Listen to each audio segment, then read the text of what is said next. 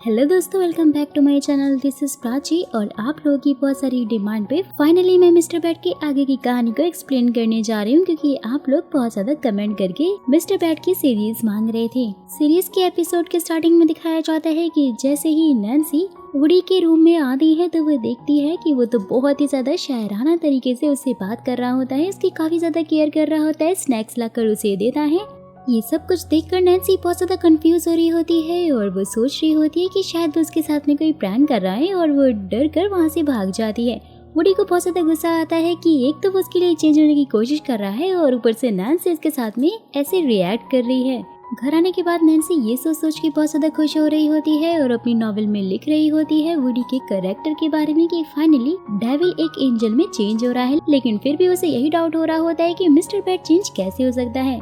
फिर वो अपनी नॉवेल में लिखती है हीरो के बारे में, जो कि बिल्कुल चैंग की तरह ही उसका आइडल था। लेकिन नैन्सी को ये स्टोरी बिल्कुल भी पसंद नहीं आ रही होती है। साथ ही वो ये भी सोच रही होती है कि शायद उसका आइडल चेंज हो गया है या फिर उसने अपना टैलेंट ही खो दिया है। और यहाँ पर बहुत ज्यादा नर्वस हो रही होती है, जहाँ पर तभी उसे सारा की कॉल आती है। सीन शिफ्ट होता है और दिखाया जाता है कि नैन्सी अपने गैंग के साथ में जिम में पहुंच जाती है, क्योंकि सारा ने एज अ ट्रेनी जिम में पैसे दिए हुए थे और जिम ट्रेनर उसे जॉब पर नहीं रख रहे होते हैं और इसलिए वो लोग उसके पैसे वापस लेने के लिए आए हुए थे। नैन्सी तो यहाँ पर बहुत ज्यादा सोच के खुश हो रही होती है कि आज तो इन सबकी हड्डियां टूट ही जाएंगी, क्योंकि एक विलन का दूसरे विलन से सामना जो होने वाला है। लेकिन यहाँ बिल्कुल ही उल्टा हो जाता है और हमारा हीरो जाकर उनसे हाथ मिलाने लग जाता है और कहता है कि आप तो बहुत ही ज्यादा अच्छे लोग लग रहे हैं, तो सारा को अगर आप ट्रेनर नहीं रखना चाहते हैं तो सीधा सीधा उसका पैसा वापस कर दीजिए। नैन्सी को पटाने के लिए अपना केयरिंग बिहेवियर वहाँ पर दिखा रहा होता है। बट ये सब कुछ देखकर नैन्सी को बहुत ही ज्यादा अजीब लग रहा था कि अचानक से मिस्टर बैट गुड मैन कैसे बन गया। जिम ट्रेनर भी उसे साफ साफ मना करते हुए वहाँ से जाने के लिए कहते हैं कि हम उसका पैसा नहीं लौटाएंगे। तभी नैन्सी उनके बीच में आते हुए बोलती है कि अगर नॉर्मल तरीके से ही इनसे बात करना होता तो मैं ही काफी थी। वुडी, मैं यहाँ पर तुमको इसलिए लेकर आई हूँ क्योंकि तुम्हारी फाइटिंग स्किल्स बहुत ज्यादा अच्छी हैं और मैं चाहती हूँ कि तुम इनसे फाइट करो। हमारी हीरोइन की ये बस कहने की बात थी कि बहुत ही अलग अलग ट्रिक्स करके फिर वुडी उन सबको मजा चखाने लग जाता है और साथ में उनकी वीडियो भी बना लेता है कि अगर उन्होंने सारे का पैसा नहीं दिया तो फिर वो लोग पुलिस में कंप्लेन कर देंगे, जहाँ पर बेचारे जिम ट्रेनर को हारना पड़ जाता है। और ये सब कुछ देखकर नैन्सी बहुत ज्यादा इम्प्रेस हो जाती है वुडी से। घर जाते टाइम नैन्सी बहुत ज्यादा खुश हो रही ही होती है आज जो लोगों ने कांड किया था उसके लिए। वुडी भी फिर उसे पूछ लेता है तो क्या आप तुम्हारी नजरों में मेरी इमेज थोड़ी बहुत अच्छी बनी, जब पर नैन्सी कहती है कि नहीं, ये तो होना बहुत मुश्किल है क्योंकि तुम एक डेविल हो और डेविल तो हमेशा क्रूल और फीलिंग लेस ही होते हैं। जहाँ पर वुडी दुखी हो जाता है और बोलता है तो क्या मेरी इतने दिनों की मेहनत पानी में चली गई? मैं यहाँ पर इतनी ज्यादा मेहनत कर रहा हूँ केयरिंग बॉय बनने की ताकि तुम मेरे बारे में नॉवेल में अच्छी अच्छी चीजें लिख सको, लेकिन तुम्हें तो कोई फर्क ही नहीं पड़ता। वो काफी गुस्सा भी हो जाता है। फिर नैन्सी उसे मनाते हुए कहती है कि तुम फिक्र मत करो, मैं तुम्हारे कैरेक्टर को नॉवेल में कूल बना दूंगी, बस तुम ये फिजूल की केयरिंग बॉय बनने वाली एक्टिंग बंद करो। नॉवेल में वुडी के कैरेक्टर के बारे में जब नैन्सी लिख रही होती है तो उसे वुडी के साथ बिताए हुए वो सारे पल धीरे धीरे याद आने लग जाते हैं, जो कि बहुत ही ज्यादा खूबसूरत थे और जिसमें वुडी ने हमेशा से ही उसकी हेल्प की थी। ये देखकर वो भी सोचने लग जाती है कि जितना बुरा मैं उसे समझती हूँ उतना बुरा वो है नहीं। हो सकता है कि मैंने उसकी डेविल साइड देखने के चक्कर में हमेशा उसकी गुड साइड को अवॉइड कर दिया। नेक्स्ट मॉर्निंग ऑफिस में सोई बिजनेस ट्रिप पे जाने से पहले सारे एम्प्लॉयज को उनके टास्क देकर उन्हें समझा रही थी। साथ ही वो नैन्सी से उसकी नॉवेल के बारे में पूछती है तो नैन्सी उसे कहती है कि बस उसने अपनी लिखना स्टार्ट किया है और नॉवेल बहुत ही जल्दी कंप्लीट हो जाएगी। साथ ही वो उसे बॉस के बारे में ये भी बताती है कि बॉस 2 दिन से ऑफिस भी नहीं आए हैं। जोई फिर चैंग को कॉल करती है और उससे पूछती है कि वो कहाँ है और क्या कर रहा है, जहाँ पर चैंग भी उससे कहता है कि मैं थोड़ा अकेले टाइम स्पेंड करना चाहता था और तुम तो शायद अपने नए दोस्त के साथ कुछ ज्यादा ही बिजी हो। जोई भी उसे समझाते हुए कहती है कि हम सिर्फ दोस्त हैं और उसकी तो ऑलरेडी गर्लफ्रेंड भी है। ये सुनने के बाद तो चैंग की खुशी का कोई ठिकाना ही नहीं था और तो और वो मेडिटेशन छोड़ के भी वहाँ से भाग जाता है। फिर पास्ट के कुछ फ्लैशबैक दिखाए जाते हैं, जहाँ पर ये पता चलता है कि चैंग ने अपनी कंपनी स्टार्ट करने से पहले अपने फादर से हेल्प मांगी थी, लेकिन उसके फादर ने तो उसे ये कह के मना कर दिया था कि तुम में अभी इतनी कैपेबिलिटी नहीं है कि तुम एक कंपनी को संभाल सको। जब जोई ने चैंग की हेल्प करने के लिए उसके डैड से कहा तो उन्होंने उसे भी चपेटे में लेते हुए कहा कि इस लड़की के चक्कर में तुम्हारी जिंदगी खराब हो जाएगी और तुम्हारी कंपनी भी डूब जाएगी। जहाँ पर चैंग ने भी अपने डैड को समझा दिया था कि वो दोनों बस दोस्त है और साथ में बिजनेस करना चाहते हैं और उनके बीच में ऐसा वैसा कुछ भी नहीं है। ये सुनने के बाद तो बेचारी जोई बहुत ज्यादा दुखी हो गई थी, क्योंकि वो पहले से ही चैंग को बहुत ज्यादा लाइक जो करती थी। और यही कारण था कि उसने आज तक चैंग के साथ में अपना लव कन्फेशन नहीं किया था। और वहीं दूसरी तरफ सारा के ट्रेनिंग वाले पैसे वापस मिल गए थे, तो इसलिए वो सब लोग पार्टी कर रहे होते हैं, जहाँ पर वुडी सारा के बॉयफ्रेंड को समझाते हुए कहता है कि अगर तुम सच में उसे लाइक करते हो तो तुम्हें उसे बता देना चाहिए। जहाँ पर हमें ये पता चलता है कि सारा तो हैन को सिर्फ फ्रेंड मानती थी, लेकिन हैन के मन में सारा के लिए बहुत सारा प्यार था। वुडी और नैन्सी फिर पंजा लड़ाने लग जाते हैं, जिसमें ना तो वुडी खुद हार रहा था और वो ना ही नैन्सी को हारने दे रहा था। फिर एक टाइम ऐसा आता है जब वुडी नैन्सी की आंखों में खो जाता है और वो नैन्सी से हार जाता है। यहाँ पर अपनी इस जीत को सेलिब्रेट करने के लिए नैन्सी बहुत ज्यादा ड्रिंक कर लेती है। घर जाते वक्त वुडी के पूछने पर कि पार्टी में तुम उन सारे बॉयज के साथ में कुछ ज्यादा ही फ्रेंडली थी, तो नैन्सी उसे बताती है कि वो सब मेरे क्लासमेट हैं और वो सब मेरे भाई जैसे हैं और इसलिए मैं उन सब के साथ में बहुत ज्यादा फ्रैंक हूँ, जैसे कि मैं सारा के साथ में हूँ। वुडी उसे कहता है तो फिर तो मैं भी तुम्हारे लिए कुछ न कुछ मैंने रखता ही हूँ। नैन्सी फिर उसे टीज करते हुए बोलती है तो क्या तुम भी मेरे भाई बनना चाहते हो। बेचारा हमारा हीरो तो कुछ बोल ही नहीं पाता है, जहाँ पर नैन्सी उसे बोलती है कि तुम मेरे सोल बिजनेस पार्टनर हो, जो कि मेरे साथ में नॉवल का काम करवा रहे हो और मेरे पड़ोसी भी हो, तो इसलिए तुम्हारी जगह तो कोई वैसे भी नहीं ले सकता। वुडी नैन्सी की नॉवल पढ़ रहा होता है और नैन्सी भी बहुत ज्यादा घबरा रही होती है। ये सोच कर वो बहुत ज्यादा एम्बैरेस फील कर रही होती है कि वुडी उसकी नॉवल पढ़ के वो के ऊपर बहुत ही ज्यादा हंसने वाला है, क्योंकि नैन्सी ने वुडी के कैरेक्टर को कुछ ज्यादा ही कूल बनाया है, जो कि हीरो से भी ज्यादा कूल है और है तो वो ऑब्वियसली विलन ही। लेकिन वुडी तो यही सोच के खुश हो गया था कि भले ही उसने उसको विलन बनाया है, बट उसकी काफी ज्यादा तारीफ भी लिखी हुई है। लेकिन नैन्सी ने उसके मार्शल आर्ट के बारे में कैरेक्टर में कुछ लिखा नहीं था, तो इसलिए वुडी फिर उसे मार्शल आर्ट के बहुत ही अच्छे स्टाइल करके दिखाता है, जो कि आज से पहले तो नैन्सी ने कभी देखी नहीं थी और ये देख के भी वो काफी ज्यादा इम्प्रेस हो जाती है। दोनों लोग साथ में नॉवल का काम कंप्लीट कर रहे होते हैं, बहुत ज्यादा मस्ती कर रहे होते हैं। धीरे धीरे उनकी नॉवल भी पूरी तरह से कंप्लीट हो जाती है और वुडी ने नॉवल का टाइटल माई डिमोनिक नेबर से बदलकर माई हीरो मास्टर रख दिया था। लेकिन नैन्सी भी बहुत चालू थी और उसने फिर से नाम चेंज करके मिस्टर बैड रख दिया था। नेक्स्ट डे नॉवल कंपटीशन में नैन्सी का नेम भी शॉर्टलिस्ट हो जाता है और वो भी नंबर 1 पे आता है। और ये देखकर तो ज़ोई बहुत ज्यादा खुश हो जाती है, क्योंकि उसे तो नैन्सी की राइटिंग स्किल्स पहले से ही बहुत ज्यादा पसंद थी। वहीं दूसरी तरफ शॉर्टलिस्ट होने की न्यूज नैन्सी को भी मिल गई थी। वो बहुत ज्यादा खुश हो जाती है और वो इतनी ज्यादा खुश हो गई थी कि उसने अपनी खुशी में वुडी को हग ही कर लिया था और वुडी भी ये देखकर काफी ज्यादा इंजॉय कर रहा होता है। नेक्स्ट डे दोनों बन ठन के तैयार होकर फिर इंटरव्यू के लिए जाते हैं, जहाँ पर ज़ोई उसकी काफी ज्यादा तारीफ कर रही होती है कि नैन्सी ने अपनी नॉवल में हीरो से ज्यादा तो विलन को कूल बनाया है, जो कि काफी ज्यादा यूनिक है और मार्शल आर्ट स्टाइल भी काफी अच्छे लिखे हुए हैं, जिसका सारा क्रेडिट नैन्सी हमारे हीरो को यानी कि वुडी को देती है। मीटिंग फिनिश होने के बाद वो सब जब आपस में बात कर रहे होते हैं बाहर खड़े होकर, तो हमारा दूसरा हीरो जो कि अब पूरी तरह से देवदास बन चुका था ज़ोई के प्यार में, और जैसे उसे ये पता चलता है कि ज़ोई बिजनेस ट्रिप से वापस आ गई है, वो बिना किसी से बात किए सीधा उसके रूम में चला जाता है, जिससे कि वो सब लोग काफी ज्यादा शॉक हो रहे होते हैं। ज़ोई भी फिर उसे बहाना मारते हुए आखिरकार पूछ ही लेती है कि मेरी फ्रेंड को लगता है कि शायद तुम मुझे पसंद करते हो, और अगर ऐसा है तो हम तो बहुत सालों से दोस्त हैं और तुमने तो मेरे साथ में कभी अपनी फीलिंग शेयर भी नहीं की, तो मुझे ऐसा लगता है कि हम सिर्फ दोस्त ही हैं, शायद आगे भी दोस्त ही रहेंगे। ये सुनने के बाद तो बेचारे चैंग का दिल ही टूट जाता है और वो सोचता है कि ये लड़की कितनी ज्यादा डम है, जो कि इसे अभी भी मेरे फीलिंग्स के बारे में समझ में नहीं आ रहा, और वो वहाँ से गुस्सा होकर चला जाता है। वहीं दूसरी तरफ नैन्सी और वुडी वॉक करते हुए जा रहे होते हैं। वुडी उससे बहुत ही ज्यादा नाइसली बिहेव कर रहा होता है। नैन्सी इसका रीजन उससे पूछती है तो वुडी कहता है जैसे कि तुमने नॉवल के कैरेक्टर में लिखा था, मैं वैसे ही तो सब कुछ तुम्हें फील करवाना चाहता हूँ। वो लोग साथ में खाना खाते हैं, मस्ती करते हैं, मूवी देखने के लिए जाते हैं। लास्ट में होता है कि हीरो को हीरोइन का हाथ पकड़ के चलना होता है, और जैसे ही वुडी उसका हाथ पकड़ता है नैन्सी को भी उसके लिए फील होने लग जाता है। और जैसे ही वो घर जाती है तो वुडी की तस्वीरें देख देख कर वो यही सोच रही होती है कि शायद ये सब कुछ वही फीलिंग है जो कि मैं हमेशा से चाहती थी, लेकिन मैंने कभी सोचा नहीं था ये स्पेशल फीलिंग मुझे मिस्टर बैड के साथ में आने वाली है। और वहीं दूसरी तरफ हमारा हीरो भी बहुत ज्यादा टेंशन लेने लग जाता है। वो सोचता है कि पहले तो मैं चाहता था कि मैं नैन्सी के साथ रहूं, लेकिन अब ये सब कुछ होने के बाद मैं चाहता हूँ कि वो हमेशा मेरे ही पास रहे। लेकिन तभी वो खुद से बात करते हुए कहने लग जाता है कि मैं उसका बॉयफ्रेंड तो नहीं बनना चाहता, या फिर मैं उसका बॉयफ्रेंड बनना चाहता हूँ। बेचारा हमारा हीरो इतना ज्यादा कंफ्यूज हो गया था क्योंकि वो प्यार में जो पड़ गया था कि उसे तो कुछ समझ ही नहीं आ रहा था। नेक्स्ट डे मेडिटेशन हॉल में चैंग लव डोमेन की बातें करते हुए बोल रहा होता है कि मुझे मेरा लव डोमेन क्यों नहीं मिल रहा है, जहाँ पे वुडी भी बैठा हुआ था और वो उसे कहता है कि लव डोमेन तुम्हें ऐसे नहीं मिलेगा जब तक तुम अपने लव को अच्छे से समझ नहीं लेते।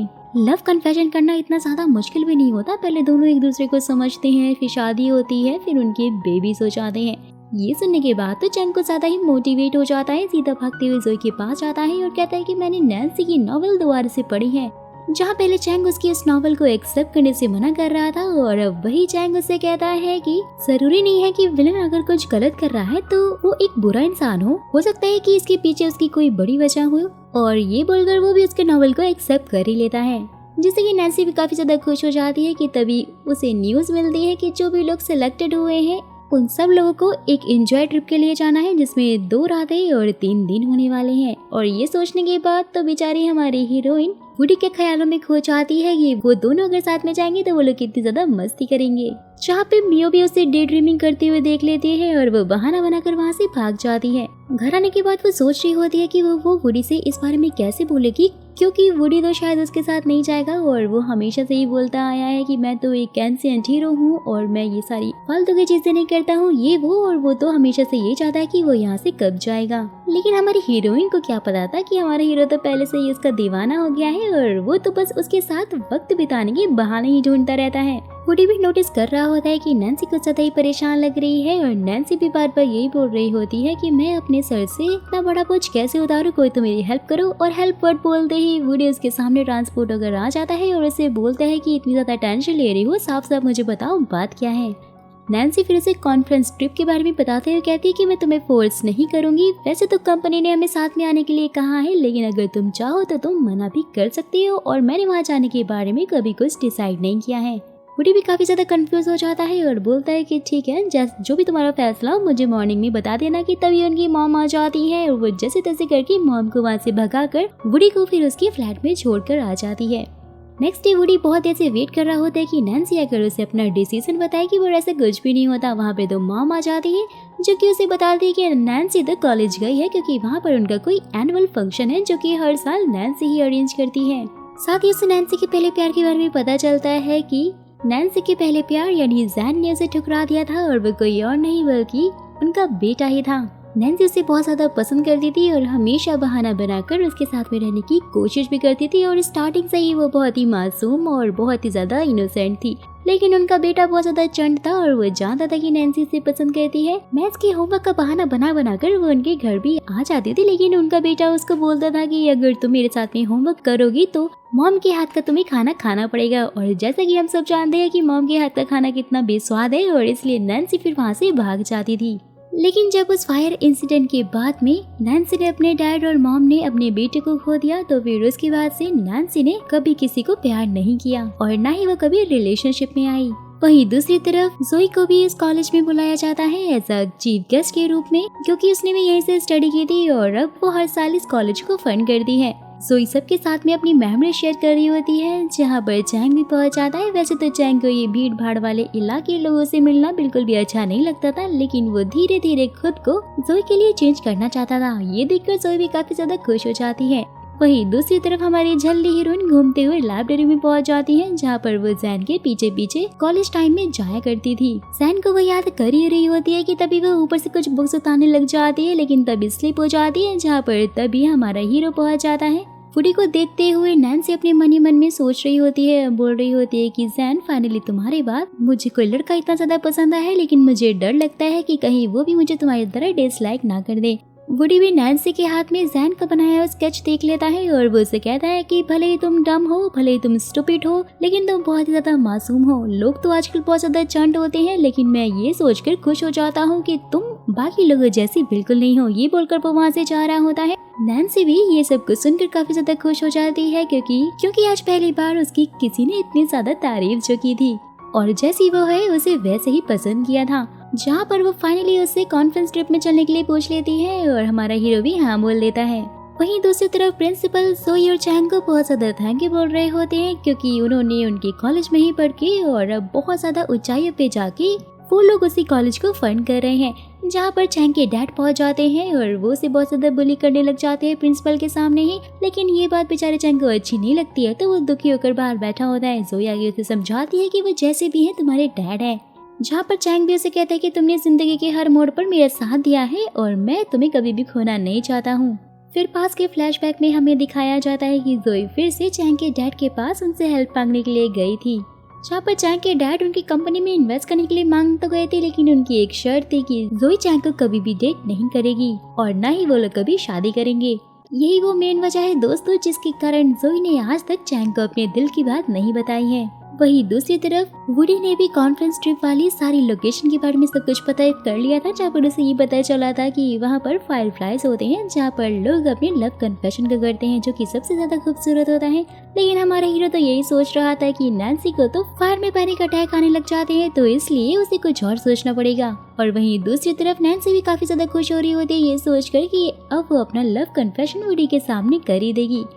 नेक्स्ट डे जैसे वो लोग ट्रिप पे जा रहे होते हैं तो वुडी नैन्सी को देख के बहुत ज्यादा शॉक हो जाता है, क्योंकि पहली बार उसने गर्ल्स की तरह गेटअप किया था, वो बहुत ज्यादा सुंदर लग रही थी।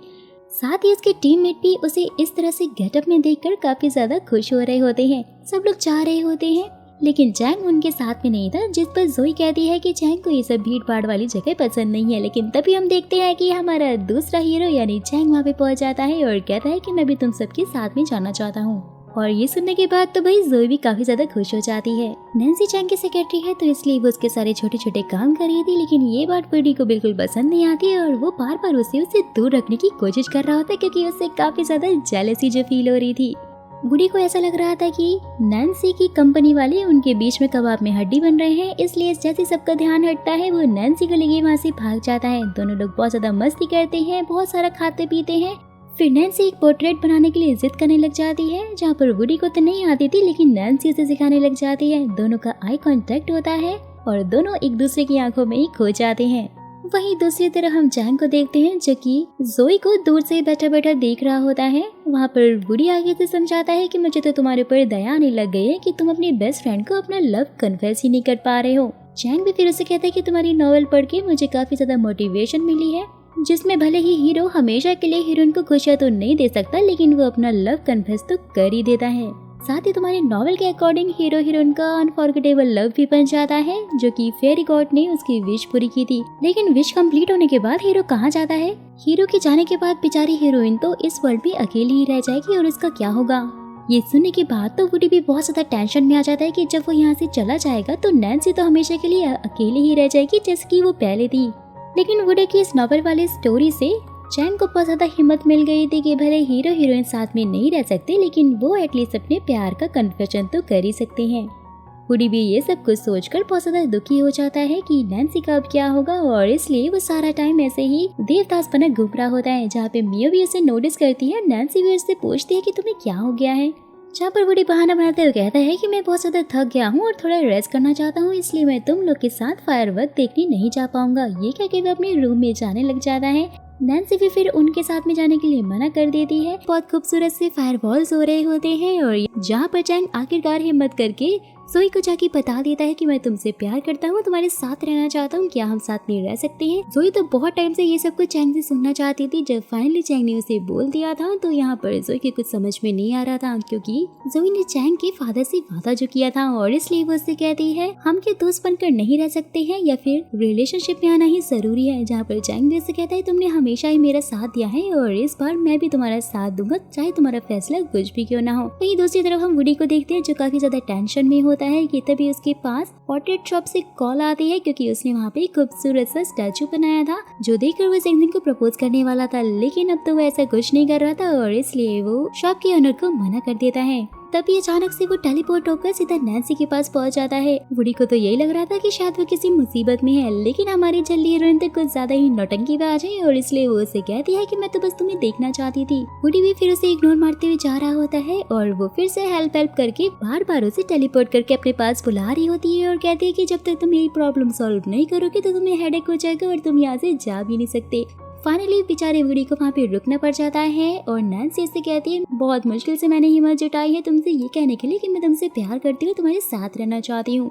वुडी फिर उसे समझाते हुए कहता है कि हमारा कोई फ्यूचर ही नहीं है, क्योंकि मेरे पास तो तुम्हारे इस सहरा की आइडेंटिटी ही नहीं है और मैं कहाँ से आई हूँ मुझे ये भी नहीं पता, और जब मैं चला जाऊंगा तब तुम्हारा क्या होगा। जहाँ पर तभी अचानक से फायरवर्क्स होने लग जाते हैं और वुडी को लगता है कि शायद नैन्सी को फिर से पैनिक अटैक होने लग जाएगा, तो इसलिए वो उसे पकड़कर अपनी तरफ खींचता है और उसे हग कर लेता है। नैन्सी को तो बहुत ज्यादा सुकून मिल रहा था और वो भी कहती है कि मुझे फर्क नहीं पड़ता कि तुम कहाँ जाओगे, मेरी विश पूरी होगी या नहीं, लेकिन मैं सिर्फ इतना कहना चाहती हूँ मैंने जिन जिन लोगों को प्यार किया है वो सब मुझसे दूर हो गए हैं और अब अपने फ्यूचर का सोचकर मैं अपने इस प्रेजेंट मोमेंट को खराब नहीं कर सकती, नहीं तो मुझे इसका बाद में रिग्रेट होगा। और वैसे भी ये जगह प्यार को कन्फेस करने के लिए बहुत ज्यादा अच्छी है और मैं ये मौका नहीं गंवाना चाहती।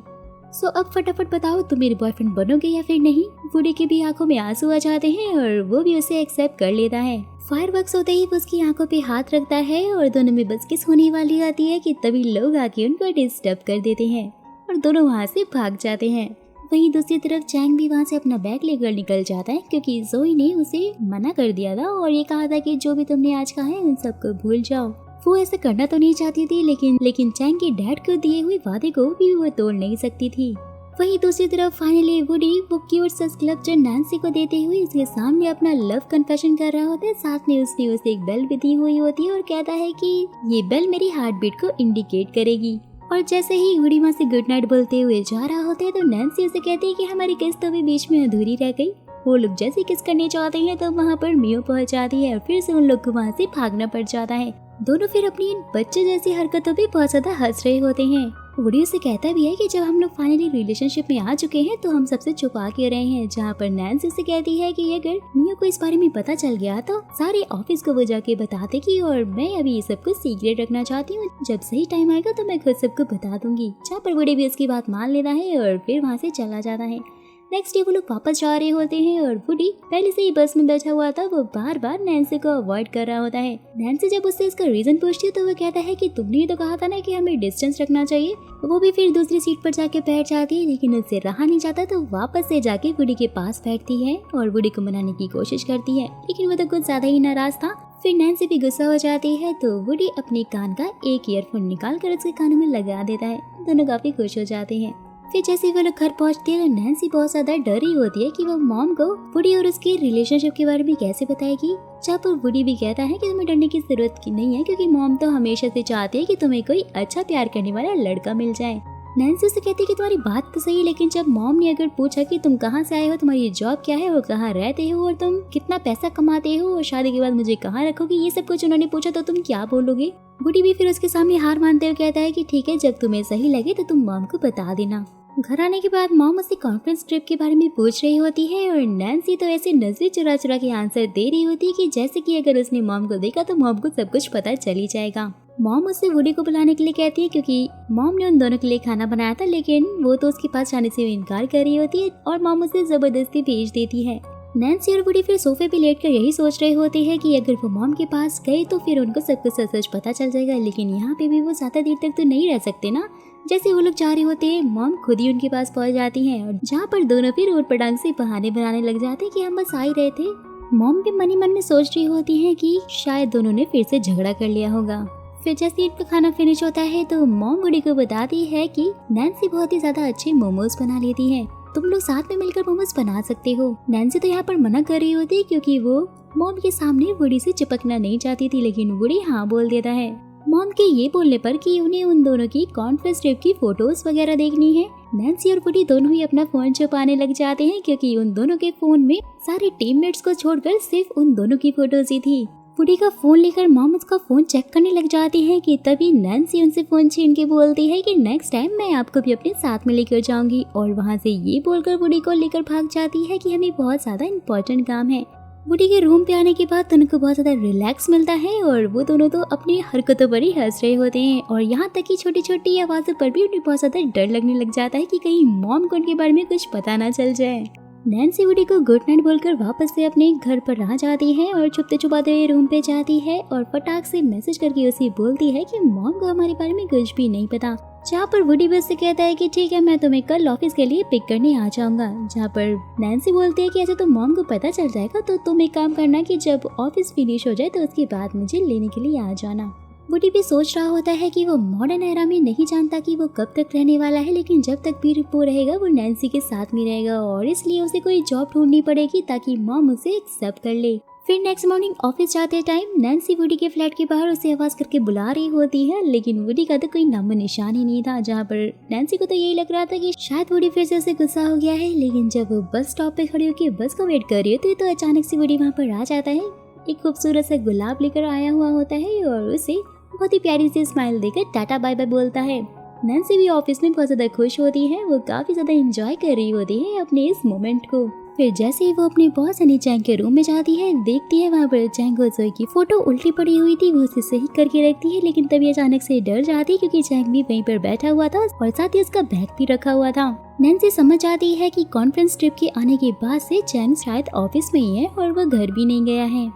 फिर चैंग भी उससे मीटिंग शेड्यूल के बारे में पूछता है, साथ ही वो उसे कहता है कि जोई के साथ में क्या उसकी कोई मीटिंग है, और बाकी सारे मीटिंग को कैंसिल करके वो उसे जोई की मीटिंग को कंटिन्यू करने के लिए बोलता है। और जैसे ही वो मीटिंग में जाके जोई से मिलता है, जहाँ पर सब लोग शॉर्ट लिस्ट विनर का अनाउंसमेंट करने ही वाले थे, लेकिन चैंग के दिमाग में तो सिर्फ जोई की बातें घूम रही होती हैं और वो उसे कहता है कि तुम ऐसे क्यों चाहती हो कि हम सब कुछ नॉर्मल ही रखें। जोई भी यहाँ पे समझ जाती है कि चैंग का दिमाग खराब हो गया है और इसलिए वो मीटिंग को पोस्टपोन कर देती है।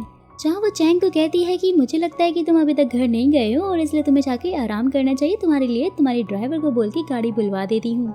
बट चैंग तो यहाँ पे काफी गुस्सा करते हुए बोल रहा होता है कि मैं सिर्फ सच जानना चाहता हूँ कि तुम ऐसा क्यों कर रही हो।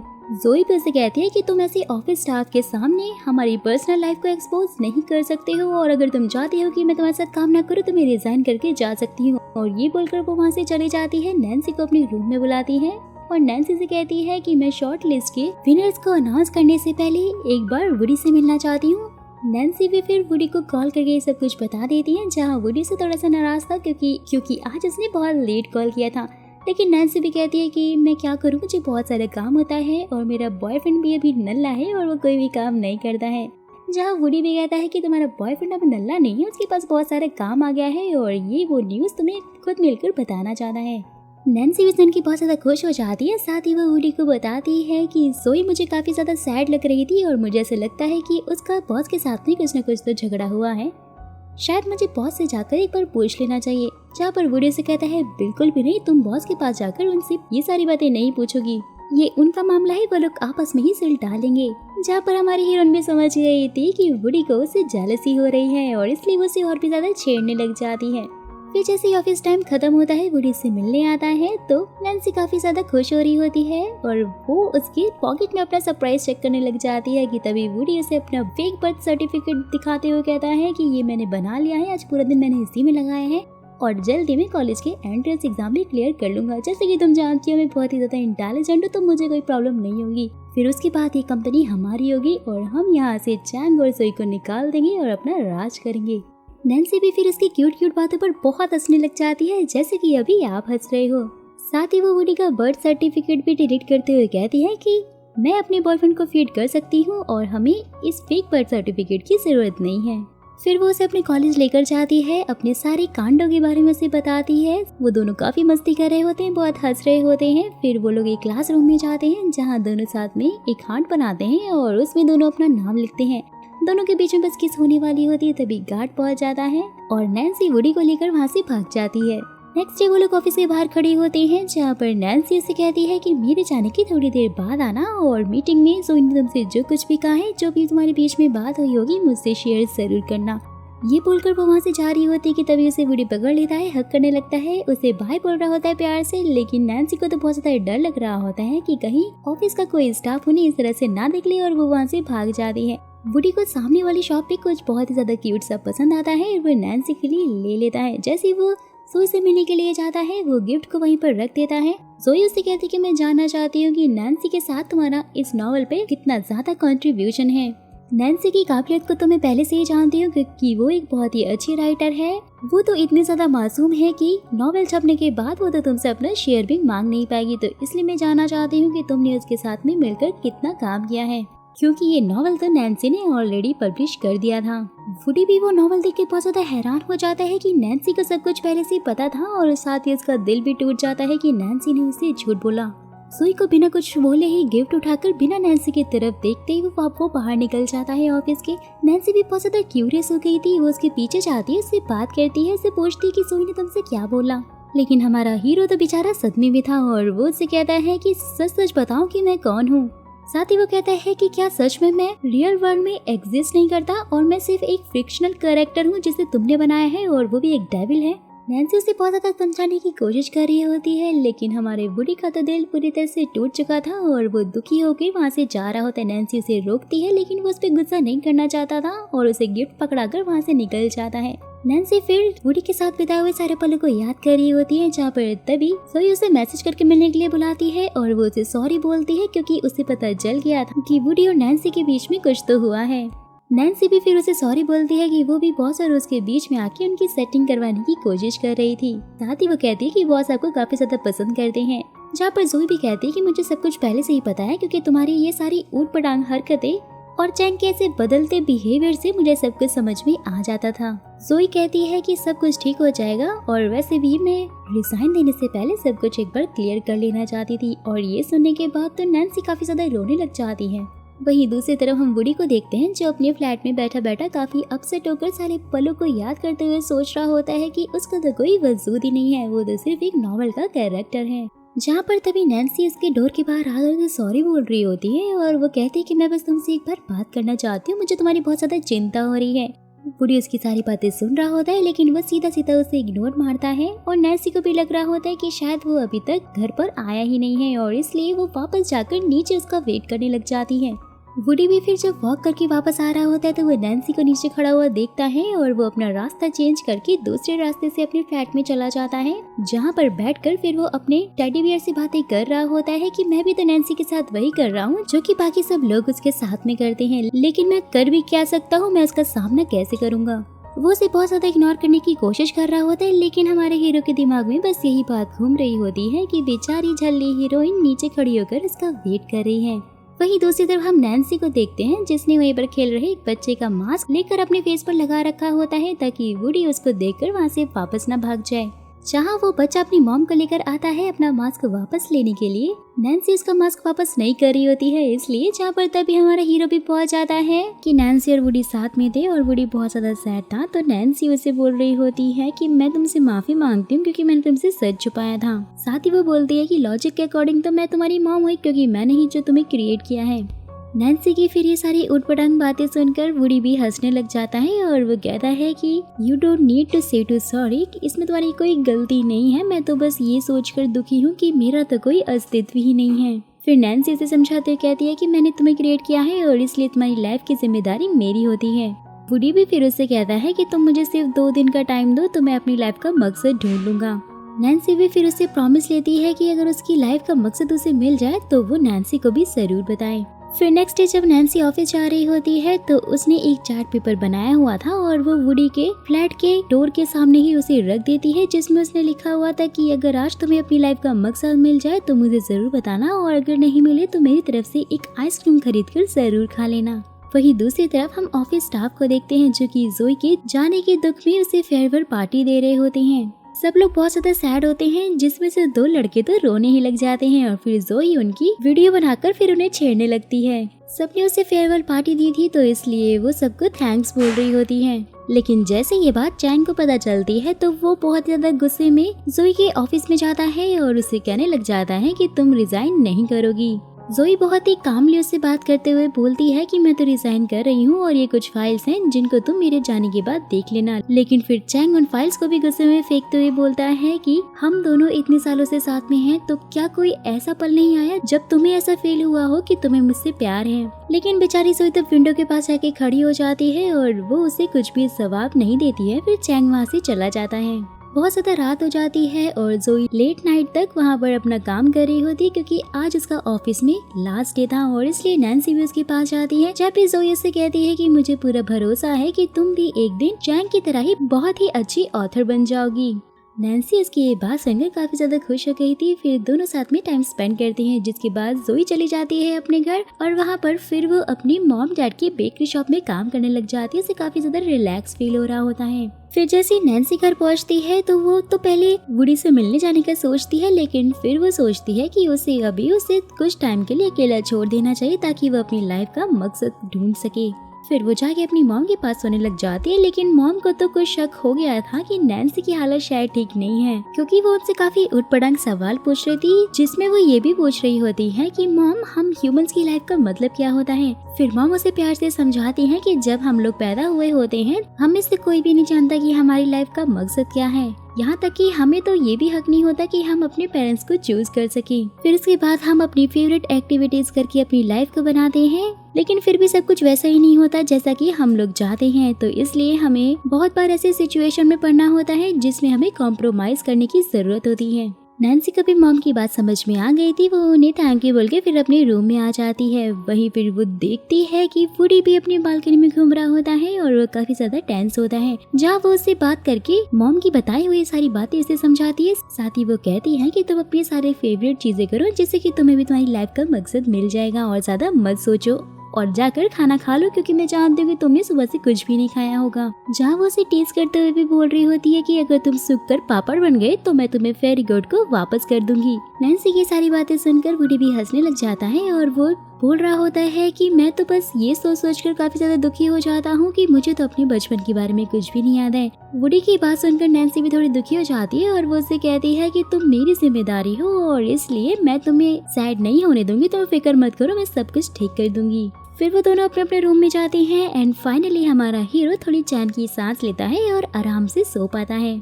वही दूसरी तरफ चैंग भी अपने डैड के साथ में ब्रेकफास्ट कर रहा होता है। जहाँ चैंग का मूड बहुत ज्यादा ऑफ था तो उसके डैड बोलते हैं कि जोई के जाने के बाद भी तुम्हारी कंपनी चल सकती है, तुम्हारी कंपनी में कोई इतना बड़ा पहाड़ भी नहीं टूट गया है। फिर जहाँ पर चैंग को भी काफी गुस्सा आ जाता है और वह कहता है कि जब आपको मुझ पर यकीन ही नहीं था तो आपने मेरी कंपनी में इन्वेस्ट क्यों किया।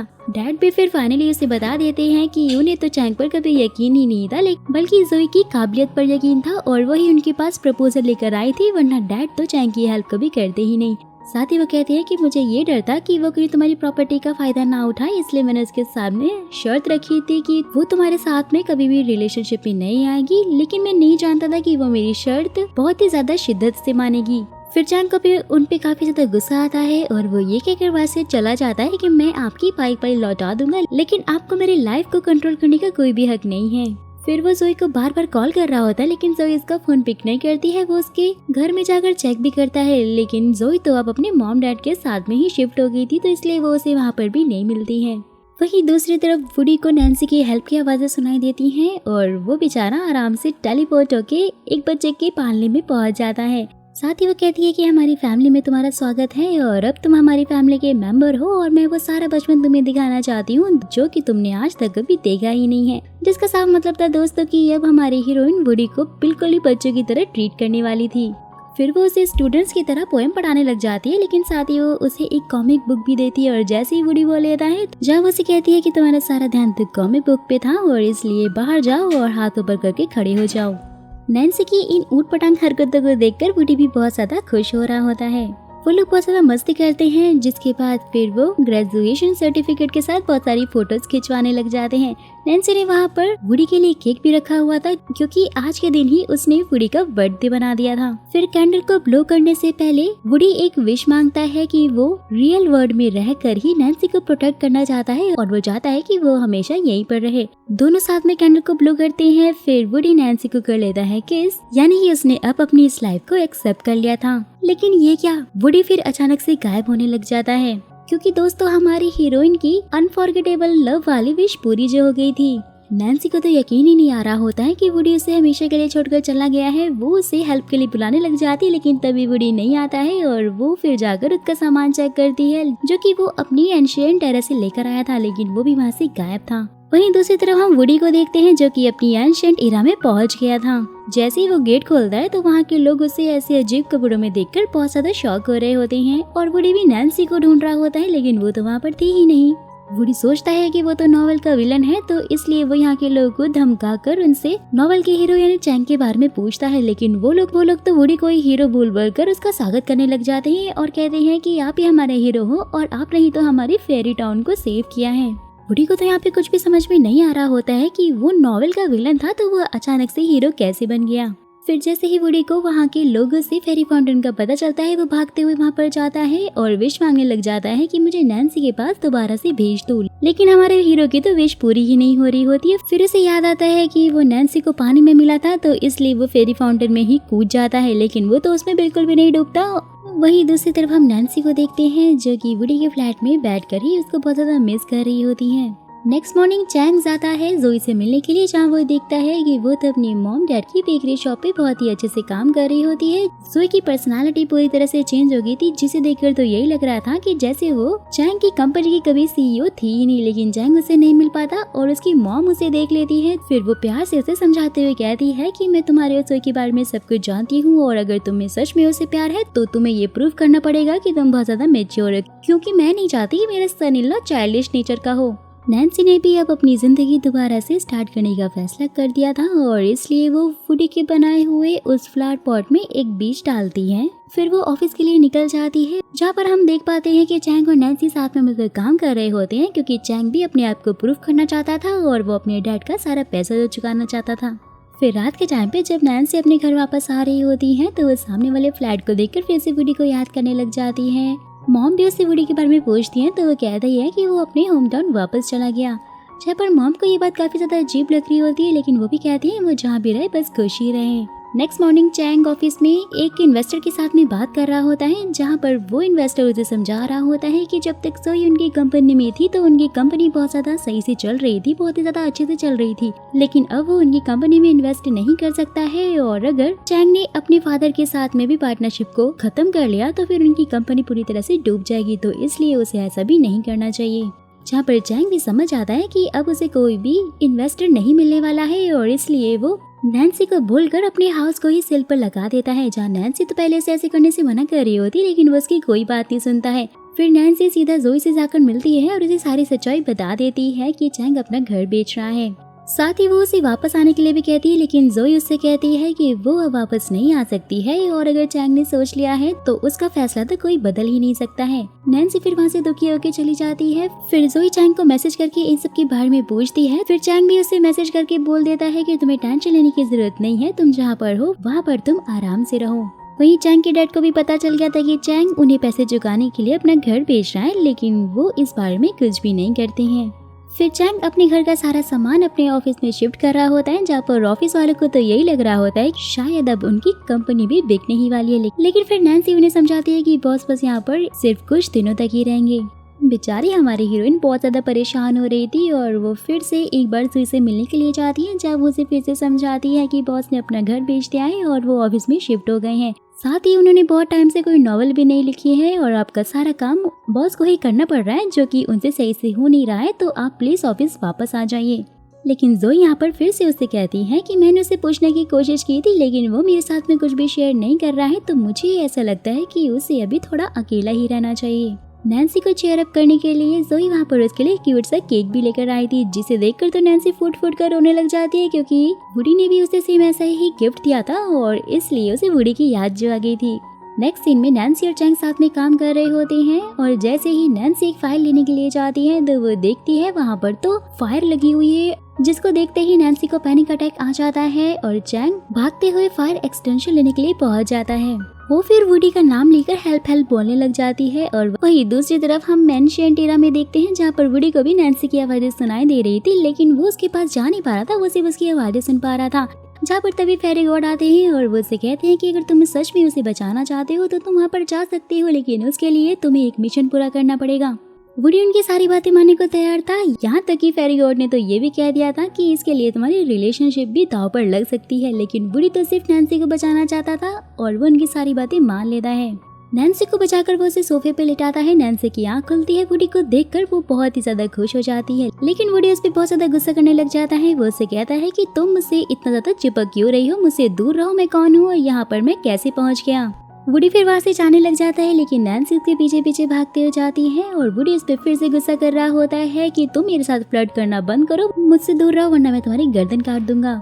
मैं हैवान पैलेस का यंग मास्टर हूँ और मैं बहुत ज्यादा क्रूल हूँ और मैं कुछ भी कर सकता हूँ। ये कह के वो वहाँ से फिर से जाने लग जाता है। नैन्सी बेचारी बहुत ज्यादा रो रही होती है, वो उसे पीछे से रोकते हुए कहती है कि मैं तुम्हारे बारे में सब जानती हूँ, बल्कि मैंने ही तुम्हें किया है क्रिएट और तुम मेरे नॉवल का एक कैरेक्टर हो, मैं तुमसे बहुत ज्यादा प्यार करती हूँ, हम लोग साथ में रहते थे, ये सब कुछ क्या तुम्हें नहीं याद है, ये सब कुछ तुम भूल गए हो क्या।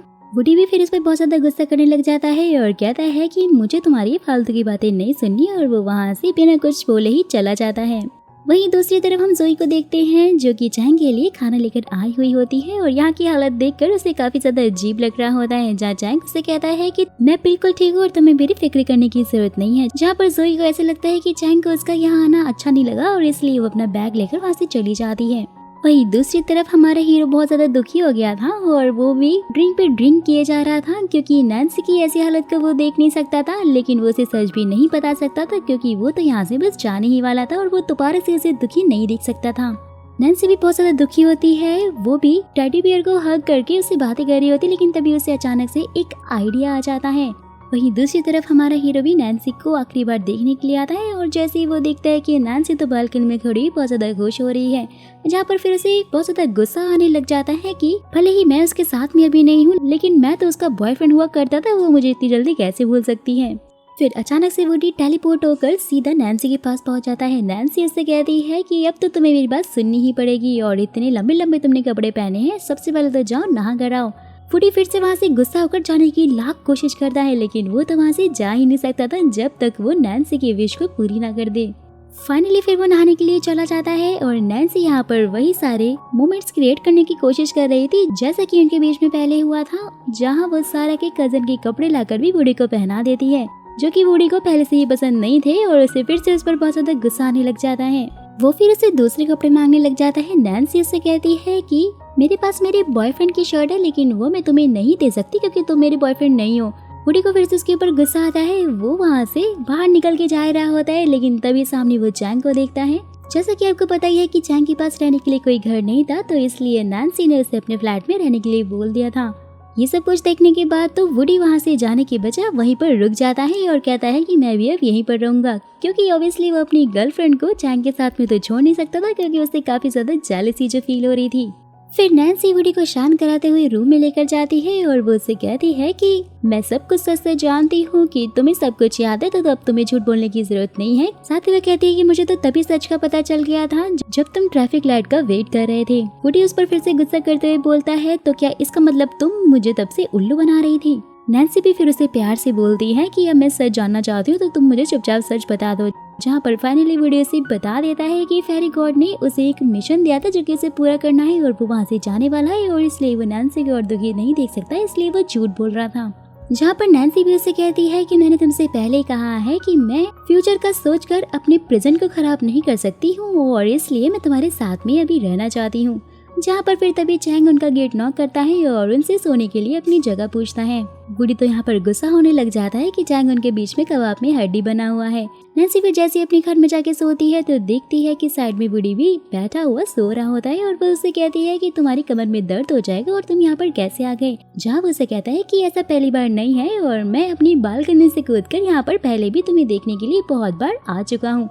ये सब कुछ सुनने के बाद तो नैन्सी काफी ज्यादा खुश हो जाती है। जैसे ही नैन्सी सो के उठती है तो वो अपने आप को ब्लैंकेट में रोल्ड अप पाती है। साथ ही उसे वुडी का छोड़ा हुआ वो लेटर भी मिल गया था, जिससे कि वो समझ आती है कि ये सब किसी और ने नहीं बल्कि उस ड्रामेबाज वुडी ने ही किया है। रेडी होकर जब वो वुडी के फ्लैट में जाती है तो देखती है कि वही हमारा हीरो तो चैंग की बहुत ही अच्छे से मेहमान नवाजी कर रहा होता है, जिसे देखकर नैन्सी थोड़ा खुश हो जाती है कि फाइनली उन दोनों के बीच की गर्मा गर्मी अब ठंडी हो गई है। और ये जानने के बाद कि नैन्सी और वुडी तो रिलेशनशिप में हैं, चैंग थोड़ा सा शॉक हो जाता है कि उसके जूनियर भी अब रिलेशनशिप में हो गए हैं और वो अभी तक सिंगल है। और ऑफिस में चैंग फिर सबको बताता है कि आज सभी विनर के नॉवेल्स पब्लिक होने वाले हैं, लेकिन चैंग बहुत ज्यादा परेशान तो तब होता है जब उसे जोई के सारे काम करने पड़ जाते हैं, जिसके बाद ही उसे ये समझ में आता है कि जोई उसके ऑफिस के लिए कितनी ज्यादा इम्पोर्टेंट थी। जिसके बाद वो फटाक से जोई के पास जाता है और उसे बोलता है कि तुम हमारे ऑफिस के लिए बहुत ही ज्यादा इम्पोर्टेंट हो, जिस तरह से तुमने इतने टफ काम इतनी आसानी से किए हैं ऐसे तो कोई भी नहीं कर सकता। साथ ही फिर चैंग उसे ये भी बताने लग जाता है कि फाइनली वो पूरी तरह से इंडिपेंडेंट बनना चाहता है और अपने डैड के सामने अपने पैरों पे खड़ा होकर दिखाएगा। ये सुनने के बाद तो जोई भी काफी ज्यादा खुश हो जाती है क्योंकि फाइनली जो वो चाहती थी और अब वो हो रहा था और चैंग एक जिम्मेदार इंसान बन रहा था। जिसके बाद दोनों साथ में स्केटिंग करते हैं, लेकिन जोई को तो स्केटिंग करना आता ही नहीं था और इसलिए वो बार बार स्लिप हो रही थी, जहाँ पर चैंग उसे संभालता है क्योंकि वो तो स्केटिंग मास्टर था। वहीं दूसरी तरफ नैन्सी अपने डैड और अपनी दोस्त की कब्र पे मॉम और वुडी के साथ में जाती है, जहां वो सबको वुडी से मिलवाते हुए बोलती है कि यही मेरा बॉयफ्रेंड है। ये सुनने के बाद तो मॉम बहुत ही ज्यादा शॉक हो जाती है, साथ ही वो बहुत ज्यादा खुश भी होती है। लेकिन जैसे ही वो वुडी से ये पूछती है कि तुम्हारे फ्यूचर प्लान्स क्या हैं, तो वो कहता है कि मैंने तो अभी तक कुछ डिसाइड ही नहीं किया है, क्योंकि वो एक मॉम है और वो चाहती है कि उनका सन इन लॉ के पास जॉब हो जिससे कि वो उनकी बेटी को बहुत ही ज्यादा खुश रख सके। लेकिन वुडी के पास कोई जॉब नहीं थी और ना ही उसके कोई प्लान्स थे, इसलिए मॉम मुझसे फिर काफी ज्यादा गुस्सा हो जाती है। घर आने के बाद भी उनका मुंह बहुत ज्यादा लटका हुआ होता है, जहाँ नैन्सी के पूछने पर भी वो ये सारी बातें उसे समझाने लग जाती हैं। लेकिन नैन्सी मॉम को ये बोलकर वुडी से कुछ भी कहने के लिए मना कर देती है कि मॉम बहुत सारी ऐसी बातें हैं जो कि मैं आपके साथ में शेयर अभी नहीं कर सकती हूँ। ये सब कुछ सुनने के बाद मॉम को भी बहुत ज्यादा गुस्सा आने लग जाता है और बोलती हैं कि ना तो उसके कोई प्लान्स है और ना ही तुम्हारे कोई प्लान्स हैं। वैसे भी तुम मुझे अब क्यों ही बताओगी, मैं तुम्हारी बायोलॉजिकल मदर थोड़ी हूँ। और ये बोलकर वो गुस्सा कर वहाँ से चली जाती है। वुडी भी अपने सोते हुए सपने में जैंग को देख रहा था, जो कि नैन्सी को बहुत ही ज्यादा लाइक करता था। लेकिन जब नैन्सी उसके पास आती थी तो वो सोचता था कि कहीं नैन्सी को सच्चाई न पता चल जाए, और इसलिए वो हमेशा उसे अपने पास से भगा दिया करता था। और अचानक से वुडी की नींद खुल जाती है और वो सोचता है कि शायद जैंग चाहता है कि ये बात जाकर मैं नैन्सी को बता दूं। लेकिन जैसे ही वो बाहर जाने लग जाता है अपने रूम से, तो चैंग को देखकर बहुत ही बुरी तरह से डर जाता है, क्योंकि उसके हाथ में नाइफ था और वो अपनी नॉवल की एक प्लॉट को रिव्यू कर रहा था। जिसके बाद वुडी चैंग से पूछने लग जाता है कि सोचो अगर जोई का बचपन में अगर कोई क्रश हो और ये बात तुम भी जानते हो कि उस लड़की को भी जोई पे क्रश है, तो क्या तुम उसे सच्चाई बता दोगे, ये जानने के बाद कि उसके बाद तुम पूरी तरह से इस दुनिया से डिसअपियर हो जाओगे। जैंग हाँ में जवाब देते हुए बोलता है कि हाँ, मैं उसे ये बात बता दूंगा, क्योंकि अगर मैंने नहीं बताया और उसे बाद में ये बात किसी और से पता चल गई तो वो तो वैसे भी मुझे मार मार के डिसअपियर कर ही देगी। वुडी तो यहाँ पर बहुत ज्यादा सीरियस था, लेकिन चैंग को अभी भी मजाक सोच रहा था और इसलिए वुडी उस पर गुस्सा करके वहाँ से निकल जाता है। और फिर वो सोचने लग जाता है कि शायद यही वो मिशन होगा जो कि फेरी गॉड मुझसे करवाना चाहते हैं। मॉर्निंग के टाइम पे मॉम नैन्सी और वुडी दोनों से ही बहुत ज्यादा नाराज थी, यहाँ तक कि वो तो उनसे सही से भी बात नहीं कर रही होती है और फिर वो अपने ऑफिस के लिए चली जाती हैं। ये सब कुछ देखकर वुडी नैन्सी से बोलता है कि काश मैं भी नॉर्मल लोगों की तरह ही यहाँ पर इस दुनिया में पैदा हुआ होता, तो सब कुछ एकदम नॉर्मल होता और बहुत ही ज्यादा अच्छा होता, साथ ही शायद मैं ही तुम्हारा पहला लव होता। वुडी की ये सारी क्यूट बातें सुनकर नैन्सी बहुत ज्यादा हंसने लग जाती है। साथ ही मौके पे चौका मारते हुए वुडी भी नैन्सी को बोलता है कि भले ही मैं तुम्हारा फर्स्ट लव नहीं हो सकता, लेकिन मैं तुम्हारा फर्स्ट मैरिज लव बनना चाहता हूँ, यानी कि मैं तुमसे शादी करना चाहता हूँ। ये सुनने के बाद तो नैन्सी काफी ज्यादा शर्माने लग जाती है और आज का दिन तो उसका बहुत ही ज्यादा अच्छा बीतने वाला था। और ऑफिस के टाइम पे बहुत ही ज्यादा क्यूट से स्टिकर बनाने लग जाती है, जहाँ पर उसके साथ ही आते हैं उसके लिए शैम्पियन और केक लेकर। साथ ही बोलते हैं कि तुम्हारा नॉवल जो कि पब्लिक हुआ था वो बहुत ही ज्यादा ट्रेंड कर रहा है। जहाँ पर फिर चैंग भी आ जाता है और सब लोग साथ में मिलकर फिर वहाँ पर पार्टी करने लग जाते हैं। चैंग को वैसे तो पार्टी शार्टी करने में कोई भी इंटरेस्ट नहीं था, लेकिन आज नैन्सी की खुशी में वो भी बहुत ज्यादा खुश था, और जहाँ वो जोई को भी काफी ज्यादा मिस कर रहा होता है।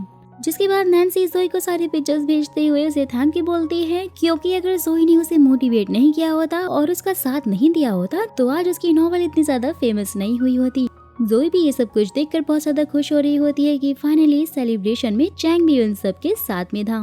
वो फिर चैंग को मैसेज करके बोलती है कि मैं तुम्हारे लिए बहुत ज्यादा खुश हूँ कि फाइनली तुम्हारी नॉवल मार्केट में बहुत ही ज्यादा ट्रेंड कर रही है और जैसा तुमने सोचा था वैसा ही हुआ है। वही फिर हमें फ्लैशबैक में दिखाया जाता है कि जब चैंग को फर्स्ट टाइम राइटिंग के लिए अवार्ड मिला था तो चैंग से ज्यादा जोई उसके लिए बहुत ही खुश थी, और साथ ही ये भी बोला कि अगर मैं ऑथर नहीं बन सकी तो क्या हुआ, तुम एक दिन बहुत ही बड़े ऑथर बनोगी और मैं तुम्हारे साथ जॉब करूंगी और हमेशा तुम्हारे साथ रहूंगी। ये सुनते ही चैंग भी बोला कि ठीक है, अब मैं अपनी खुद की कंपनी खड़ी करूंगा और फिर सब कुछ बहुत ही अच्छा हो जाएगा। जिसके बाद उसने जोई को एक किंग कॉन्ग टॉय निकाल कर दिया, जो कि आज भी जोई ने अपने पास संभाल कर रखा हुआ है। यानी कि वो दोनों ही एक दूसरे से बहुत ज्यादा प्यार करते हैं, लेकिन अपनी फीलिंग को कोई कन्फेस ही नहीं कर रहा है। वहीं वुडी भी नॉवेल के ट्रेंड होने की वजह से बहुत ज्यादा खुश था, क्योंकि उसने तो बस नैन्सी को अपना प्यार जताने के लिए ही ये नॉवेल लिखी थी, और वो तो जानता ही नहीं था कि उसकी लिखी हुई नॉवेल इतनी ज्यादा फेमस हो जाएगी। नेक्स्ट सीन में वो वुडी के साथ डिनर पर गई, जहाँ पर वुडी उसे बहुत ही अजीब तरीकों से विश कर रहा होता है, जिससे कि लोग उन पे बहुत ज्यादा हंस रहे होते हैं। और इसलिए नैन्सी उसे कहती है कि अगर तुम अभी शांत नहीं हुए तो मैं तुमसे ब्रेकअप कर लूंगी। जिसके बाद हमारा हीरो भी चुप हो जाता है और वॉशरूम जाते टाइम फिर से एक बार नैन्सी को फायर फोबिया हो जाता है, जिसमें उसके डैड और उसके फर्स्ट लव की जान चली गई थी। जिसके बाद वुडी फटाक से उसे वहाँ से ले जाता है, क्योंकि नैन्सी को इस हालत में देखकर वो भी बहुत ज्यादा परेशान हो गया था होश आने पर नैन्सी वुडी से पूछती है कि तुम इतने ज्यादा परेशान क्यों लग रहे हो। वुडी कहता है कि नहीं, ऐसा कुछ भी नहीं है, मैं तो बस यही सोच रहा था कि तुम अभी तक अपने फर्स्ट लव को नहीं भूल पाई हो ज़ैंग को, और लाइफ में भी मूव ऑन नहीं कर पा रही हो। नैन्सी भी समझ गई थी कि यहाँ हमारे हीरो को जेलसी हो रही है और इसलिए वो उस पे हंसने लग जाती है। साथ ही वो कहती है कि जैसा तुम समझ रहे हो वैसा कुछ भी नहीं है, हम तो सिर्फ बचपन में बहुत ही ज्यादा अच्छे दोस्त थे, साथ में ही स्कूल जाते थे और साथ में ही हम लोग पले बड़े हैं। लेकिन फिर धीरे धीरे ज़ैंग मुझसे दूरी बनाने लग गया। जब मैं उसके पास जाने की कोशिश करती थी वो मुझे डांट कर हमेशा भगा दिया करता था। साथ ही वो मुझसे अपनी बहुत सारी चीजें भी छुपाने लग गया था और स्कूल में भी मुझसे दूर रहने के लिए बोलता था। जिसके बाद मैंने फाइनली सोचा कि अब मुझे उससे अपने प्यार का इजहार कर देना चाहिए, तो शायद वो मुझसे दूर नहीं भागेगा। और जैसे ही मैं उसे अपनी फीलिंग्स बताने के लिए गई तो उसने मुझे फिर से डांट कर वहाँ से ये कहकर जाने को बोला कि तुम हमेशा मेरा पीछा क्यों करती रहती हो, जाओ और घर जाओ। लेकिन आंटी सब कुछ जानती थी और इसलिए वो मुझे हमेशा ज़ैंग के पास भेजने के बहाने ढूंढती रहती थी। और उस दिन भी ऐसा ही कुछ हुआ था। जब मैं डैड के साथ लेबोरेटरी में थी तो वहाँ पर बहुत ही भयानक आग लग गई थी। ज़ैंग हमें आंटी को बनाया हुआ खाना देने के लिए वहाँ पर पहुँचा हुआ था और जैसे ही उसने देखा कि मैं वहाँ पर अंदर बेहोश हूँ तो उसने पहले मुझे बाहर निकाला। और जब उसने देखा कि मेरे फादर अभी भी वहाँ पर अंदर आग में फंसे हुए हैं तो वो जैसे ही उनको बचाने के लिए गया तो ब्लास्ट होने की वजह से मेरे फादर के साथ साथ वो भी बेमौत मारा गया। जिसके बाद से नैन्सी को फायर फोबिया हो गया क्योंकि उसकी आंखों के सामने ही उसके डैड और उसके फर्स्ट लव की मौत हो गई। नैन्सी बोलती है कि ज़ैंग बहुत ही स्मार्ट और बहुत ही ज्यादा इंटेलिजेंट लड़का था जो कि हर काम एकदम परफेक्टली टाइम पर करता था, मेरी तरह नहीं जिसे कि कुछ भी करना नहीं आता, जो कि अगर आज जिंदा होता तो शायद मेरे बॉस से भी बहुत ही अच्छा राइटर होता। लेकिन मुझे सिर्फ इसी बात का दुख है कि उसकी जान मेरी वजह से चली गई जिसे वो बिल्कुल भी पसंद नहीं करता था। जिसके बाद वुडी फाइनली नैन्सी को बता देता है कि जब से वो अपनी एंशिएंट टेरा से आया है तो ज़ैंग हर रात उसके सपने में आता है और साथ ही वो सारे पल भी दिखाता है जिसमें वो तुम्हें बहुत ही ज्यादा प्यार करता है। लेकिन नैन्सी को तो यही लग रहा था कि शायद वुडी उसके लिए बहुत ज्यादा परेशान है और इसलिए ऐसे ही सब कुछ बोल रहा है क्योंकि उसने तो ज़ैंग को आज तक कभी देखा भी नहीं है। घर आने के बाद वो नैन्सी की पैनिक डिसऑर्डर के बारे में सोचने लग जाता है कि उसका ये फायर फोबिया सिर्फ और सिर्फ तभी ठीक हो सकता है जब ये घटना दोबारा घटे जो कि पहले घटी थी। लेकिन अब डैड और ज़ैंग तो जिंदा ही नहीं है, जिसका साफ मतलब है कि अब शायद नैन्सी का फायर फोबिया कभी ठीक ही नहीं होगा। लेकिन तभी उसे फेरी गॉड की कही हुई वो बातें भी याद आ जाती हैं जिसमें वो समझ आता है कि जो मिशन उन्होंने वुडी को दिया है वो यही है कि उसे अब नैन्सी के फायर फोबिया को यानी कि जो भी उसका पैनिक अटैक है उसे हील करना पड़ेगा और उसे पूरी तरह से ठीक करना पड़ेगा। वहीं दूसरी तरफ सोई भी चैंग की नॉवेल को पढ़ रही होती है। साथ ही उसे फ्लैशबैक में ये याद आता है कि चैंग ने हमेशा ही उसे फ्रीडम दी है और उसे कभी भी किसी चीज के लिए फोर्स नहीं किया है। जहाँ फाइनली शायद उसे समझ में आ जाता है कि चैंग भी उसे बहुत ज्यादा लाइक करता है। सीन शिफ्ट होता है और ऑफिस में दिखाया जाता है जहाँ नैन्सी चैंग से 2 दिन की छुट्टी मांग रही होती है और चैंग के ये बोलने पर कि तुम्हें अब अपनी जॉब से रिजाइन कर देना चाहिए, नैन्सी तो काफी ज्यादा डर जाती है। लेकिन चैंग ने तो उसे फुल टाइम ऑथर का कॉन्ट्रैक्ट ही पकड़ा दिया और बोला कि तुम तो बहुत ही अच्छी राइटर हो तो इसके लिए तो अब तुम्हें असिस्टेंट की जॉब करने की कोई जरूरत ही नहीं है। जिससे कि नैन्सी की खुशी का तो कोई ठिकाना ही नहीं था क्योंकि जो वो चाहती थी फाइनली वो हो गया था और उसका सपना भी अब पूरा हो गया था। वहीं वुडी भी मॉम की डांस क्लास में पहुंच गया था जहां फाइनली वो उन्हें सारी सच्चाई बताने लग जाता है कि मैं कोई नॉर्मल इंसान नहीं हूँ बल्कि नैन्सी की नॉवेल का एक विलन कैरेक्टर हूँ। जहाँ मॉम उसे कहती है कि मेरे भी माँ होने के कुछ फर्ज हैं और तुम्हारे तो कोई फ्यूचर प्लान नहीं है तो इसलिए मैं नैन्सी की शादी आखिरकार तुमसे कैसे करवा सकती हूँ। साथ ही वो बोलते हैं कि मैं कोई छोटी बच्ची नहीं हूँ जिसे तुम ये नॉवेल वॉवेल की कहानी सुना रहे हो।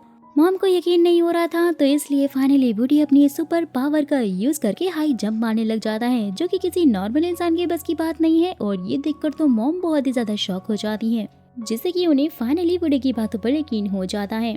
वुडी बोलता है कि मैं यहाँ पर नैन्सी के पैनिक डिसऑर्डर को हील करने के मिशन पे ही आया हूँ। साथ ही मैं आपको ये भी बताना चाहता हूँ कि ज़ैंग और डैड की मौत की वजह से नैन्सी को पैनिक अटैक नहीं आते बल्कि इसकी डर की वजह से आते हैं और अगर हमने वो डर उसके अंदर से हमेशा के लिए हटा दिया तो वो पूरी तरह से ठीक हो जाएगी। जिसमें मॉम भी फिर वुडी की हेल्प के लिए रेडी हो जाती है।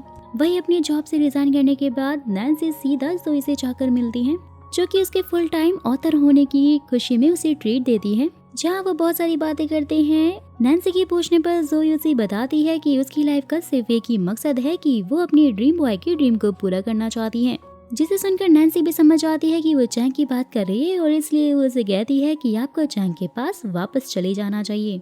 वहीं रात के टाइम पर जब चैंग और नैन्सी साथ में बैठकर काम कर रहे होते हैं तो वुडी उनके लिए स्नैक लेकर आता है, लेकिन वो चैंग को तो खाने ही नहीं दे रहा था और यहाँ तक कि उन पर नजर रखने के लिए उनके पीछे जाकर बैठ जाता है, क्योंकि वो अपनी गर्लफ्रेंड को किसी और लड़के के साथ थोड़ी ना देख सकता था। और जैसे ही चैंग फिर बोलता है कि वो यहाँ से शिफ्ट करने के लिए सोच रहा है, वुडी तो बहुत ही ज्यादा खुश हो जाता है। नैन्सी भी उसे बोलती है कि आपको एक बार जोई से बात कर लेनी चाहिए, क्योंकि वो आपके लिए बहुत ही कंसर्न लग रही थी। जहाँ चैंग कहता है कि जब तक वो पूरी तरह से मैच्योर और जिम्मेदार नहीं हो जाता वो चैंग से नहीं मिलेगा। जिसके जाने के बाद वुडी फिर नैन्सी को हक करते हुए कहता है कि तुम्हें टेंशन लेने की जरूरत नहीं है, मैं हमेशा तुम्हारे साथ हूँ। नेक्स्ट मॉर्निंग नैन्सी और वुडी साथ में काफी ज्यादा मस्ती कर रहे होते हैं। ये क्यूट कपल बहुत ही ज्यादा प्यारा लग रहा होता है। ऑफिस जाते टाइम दोनों एक दूसरे को हार्ट पास करते हैं। जिसके बाद हम ऑफिस में देखते हैं कि चैंग की असिस्टेंट बनने के लिए वहाँ कोई और नहीं बल्कि जोई इंटरव्यू देने के लिए आई हुई होती है, जिसका नैन्सी सेम वैसे ही इंटरव्यू ले रही होती है जैसा कि जोई ने स्टार्टिंग में नैन्सी का लिया था और जोई वैसे ही सारे आंसर दे रही होती है जैसे कि नैन्सी ने दिए थे। जिसके बाद फाइनली जोई सिलेक्ट हो जाती है और ये सरप्राइज वो जाके सीधा चैंग को देखते हैं, जिसे देखकर तो वो काफी ज्यादा शॉक हो जाता है कि अब उसकी नई असिस्टेंट कोई और नहीं बल्कि उसका प्यार यानी जोई ही है। जिसके बाद चैंग जोई से ये कहता है कि मैंने तुमसे पहले ही कहा था ना कि तुम्हें मेरे सपने पूरे करने की जरूरत नहीं है, तुम जो चाहती हो अपनी लाइफ में वो करो और मैं तुम्हारा बॉस हूँ और तुम मेरी सेक्रेटरी हो न्यू, तो इसलिए मैं तुम्हें फायर करता हूँ और अब तुम यहाँ से जा सकती हो। जोई भी ये कहकर वहाँ से जाने लग जाती है कि मेरा हमेशा से यही सपना रहा है कि मैं अपने ड्रीम बॉय के सपने पूरे करूँ और हमेशा उसका साथ दूँ, जो कि मैं ऑलरेडी कर रही हूँ और इसी में मुझे खुशी मिलती है। वहीं दूसरी तरफ जैसे ही नैन्सी घर पहुंचती है तो वो वुडी को जैंग की ड्रेस में देखती है, जिससे कि वो काफी ज्यादा शॉक हो जाती है। जहां वुडी उससे कहता है कि ये ड्रेस मुझे मॉम ने दी है, फटाक से तुम भी अपनी ये स्कूल ड्रेस पहन लो, क्योंकि मैं डिसअपियर होने से पहले तुम्हारा ये फायर फोबिया हमेशा के लिए ठीक करना चाहता हूँ। जिसके बाद वुडी सेम वैसे ही हरकतें करने लग जाता है जैसे कि जैंग नैन्सी के साथ में किया करता था। वो उसे वैसे ही छोड़ के भाग जाता है साइकिल से और उसके बाद स्कूल के रूम में जाकर वहाँ पर उसे अवॉइड करने लग जाता है और धीरे धीरे सब कुछ वैसे क्रिएट करने लग जाता है जैसे कि नैन्सी ऑलरेडी एक बार जैंग के साथ में फेस कर चुकी है। जिससे कि नैन्सी को भी जैंग के साथ में बिताए हुए सारे पल धीरे धीरे याद आने लग जाते हैं और वो बहुत ज्यादा रोती है और बोलती है कि मेरी वजह से ही तुम्हारी जान चली गई और अगर तुम मुझे उस दिन बचाने के लिए नहीं आए हुए होते तो आज तुम्हारी जगह मैं होती। नैन्सी को ऐसे फूट फूट कर रोता हुआ देखकर फिर वुडी उसके पास जाकर उसे बोलता है कि तुम बहुत ही बड़ी वाली पागल हो, जरा खुद सोच कर देखो कि अगर जैंग तुमसे प्यार नहीं करता होता तो वो आखिरकार तुम्हारी जान बचाता ही क्यों।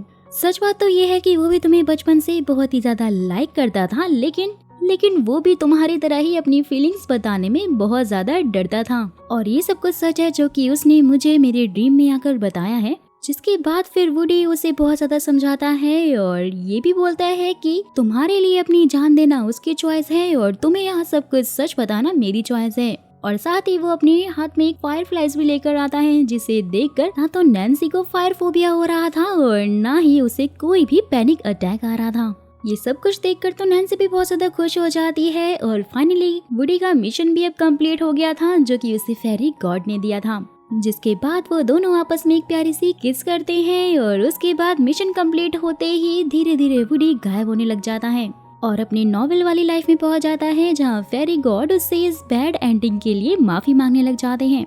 जहां वुडी उनसे ये बोलते हुए रिक्वेस्ट करने लग जाता है कि मैंने आज तक किसी के सामने कोई भीख नहीं मांगी है, लेकिन आपसे सिर्फ एक छोटी सी रिक्वेस्ट है कि मेरे हमेशा के लिए डिसअपियर होने से पहले आप नैन्सी की लाइफ में ऐसा कोई इंसान ले आइए जो कि उसे डिजर्व करता हो और उसे बहुत ज्यादा प्यार करे, हमेशा उसका ख्याल रखे और उसे छोड़कर ना जाए, लेकिन इस बार उसे मेरी तरह किसी मिस्टर बैट से मत मिलवा दीजिएगा, वो एक अच्छा इंसान होना चाहिए। वुडी अपने आप को मिस्टर बैट कह रहा था। ये सुनकर फिर फेरी गॉड उसे आज से 10 साल पहले की कहानी सुनाने लगे, जहाँ से ये सब कुछ स्टार्ट हुआ था। फेरी गॉड पहले एक हैप्पी सोल हुआ करता था जो कि अपनी सुपर पावर का यूज कर रहा था, लेकिन उस टाइम एक बच्चे ने उसे देख लिया जिसका नाम जैंग था।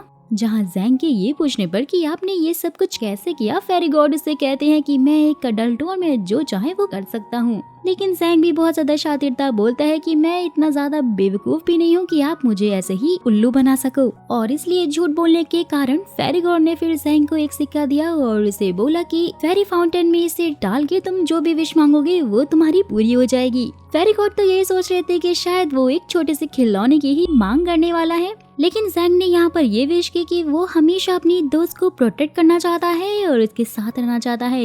ये सुनकर तो फेरी गॉड भी बहुत प्रॉब्लम में पड़ गए, क्योंकि लाइफ का लेना देना उनके हाथ में नहीं था और जिंदगी का क्या भरोसा, आज है तो कल नहीं है। जिसके बाद फेरी गॉड ने ये सोचा कि जैंग अभी छोटा है और जैसे जैसे वो बड़ा होता जाएगा वो धीरे धीरे नैन्सी को भूल जाएगा जब वो बाकी और दूसरी लड़कियों से मिलेगा। लेकिन यहाँ पर तो ऐसा कुछ भी नहीं हुआ। जैंग तो उसे नहीं भूला, बल्कि उसके लिए उसने अपनी जान भी दे दी। वो तो चला गया, लेकिन उसने मुझे बहुत बड़ी मुसीबत में डाल दिया।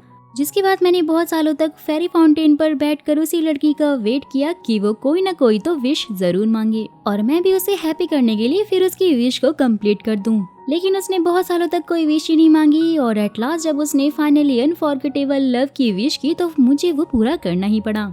ये सब कुछ सुनने के बाद तो वुडी बहुत ही ज्यादा शॉक हो गया था। साथ ही वो ये भी पूछने लगा कि आपने इन सब के लिए मुझे ही क्यों चूज किया।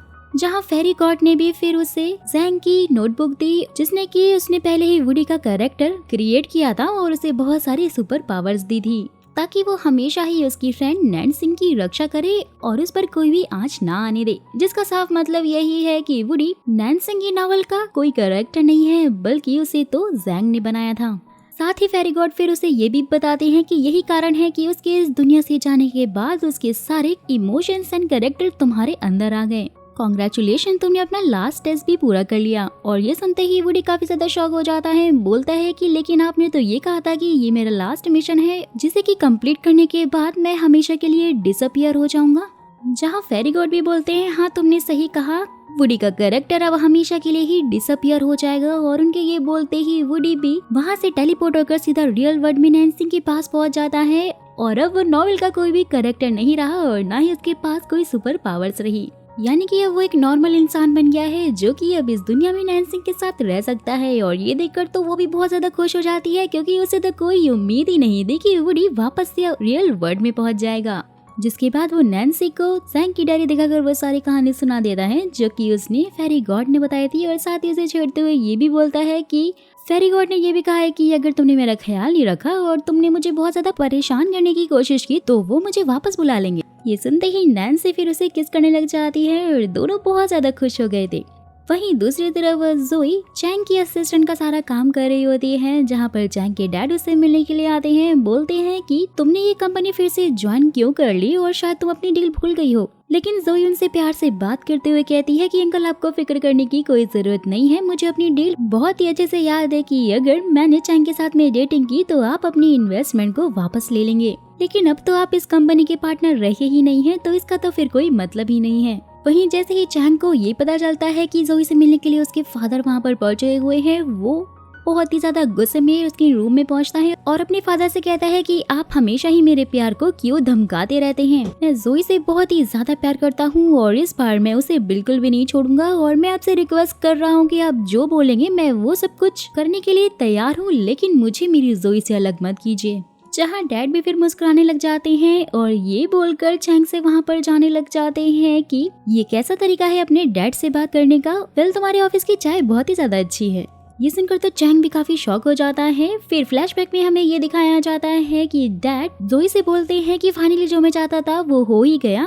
मैं हमेशा से यही चाहता था कि मेरा बेटा चैंग अपनी सारी जिम्मेदारियों को समझे और साथ ही मैं ये भी देखना चाहता था कि वो अपने प्यार के लिए क्या कुछ कर सकता है। डैड जोई से सॉरी बोलते हुए कहते हैं कि मैं तो बस अपने बेटे को स्ट्रॉन्ग बनाना चाहता था, जो कि अब वो बन भी गया है। और ऐसे चैंग और जोई के बीच में सब कुछ ठीक हो जाता है और फाइनली उनकी पहली वाली किस हो जाती है।